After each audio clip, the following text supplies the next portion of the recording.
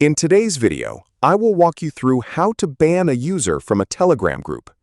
Before we jump into this quick tutorial, tap the link in the description below to follow along, and let's get started. To start, open your group chat on Telegram and find a message sent by the user you want to remove.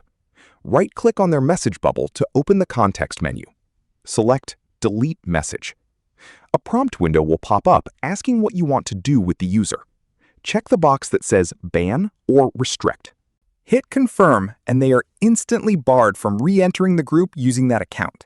Their recent messages vanish and your community stays clean. Another way to remove or restrict a member is click on the group name at the top of your Telegram window to open the profile info panel. Click on Members. Scroll or search for the user you want to target. Right-click their name and select Remove from Group or Restrict.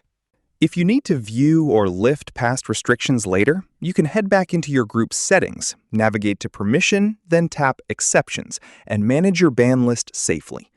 That's all it takes to keep your Telegram group safe.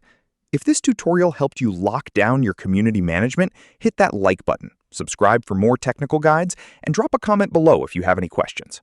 Thanks for watching, and I'll see you next time.